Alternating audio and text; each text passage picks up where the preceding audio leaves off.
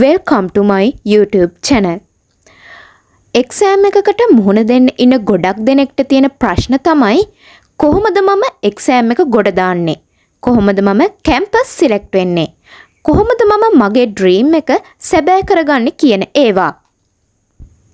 මේ වගේ ප්‍රශ්න ගොඩක් එක්ක ඔයත් පාඩම් කරනවා ඇති. ඒ නිසාම ඔයාට පාඩම් ගොඩ ගැහිලා ඇති. පාඩම් වලට තියෙන ફોකස් එක නැති වෙලා ඇති. ඒ වගේම පාඩම් කරන කරුණු හරියට මතක තියාගන්න බැරි වෙති. ඒ නිසා රැයක් දවාලක් නැතිව, හරි නිින්දක් නැතිව පාඩම් කරනවා වෙන්න පුළුවන්. ඒ කොහොම වුණත් ඔයාට තියෙන කාලය සීමිතයි. ඒ නිසා මේ සීමිත කාලයෙන් උපරිම ප්‍රයෝජන ගන්න ඕන. අනවශ්‍ය වැඩවලට කාලය වැය නොකර අත්‍යවශ්‍යම වැඩවලට ප්‍රමුඛත්වය දෙමින් පාඩම් වැඩවලට කාලය යොදවන්න ඕන.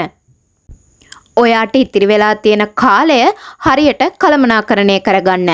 ඒකට පොඩි වෙලාවක් වෙන් කරගෙන ඔයාගේ වැඩ ටික සැලසුම් කරගන්න. එක්සෑම් එකට කලින් ඔයා පාඩම් ටික හරි පිළිවෙලකට පාඩම් කරලා ඉවර කරගන්න. එක්සෑම් එකට අනිවාර්යෙන් එන්න පුළුවන් පාඩම් වලට වැඩි කාලයක් වෙන් කරගන්න. ඉතිරි වෙලා තියෙන දවස් ගානට අනුව පාඩම් කරන්න කාලය වෙන් කරගන්න. එතකොට ඔයාට ඔයාගේ කාලය කළමනාකරණය කරගන්න පුළුවන්. අන්තිම මාසේ පාඩම් ටික රිවිෂන් එකක් විදිහට වේගෙන් අධ්‍යයනය කරගන්න තියාගන්න.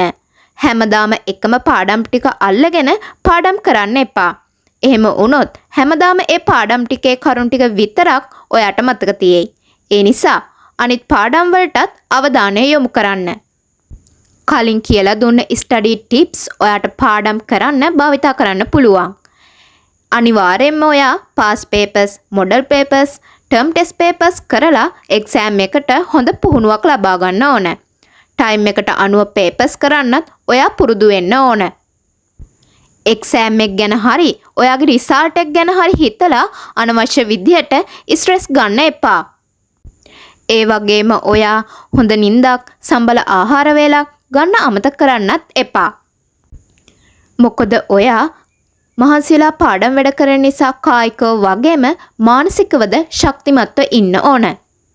ඉතින් ඔයා ඔයාගේ පාඩම් වැඩ ටික හොඳට සැලසුම් කරලා ඔයාගේ එක්සෑම් එකට සාර්ථකව මුහුණ දෙන්න. හැමදාම අලුත් දේවල් ඉගෙන ගන්න. අපි ආයෙත් තව වීඩියෝ එකකින් හමු වෙමු.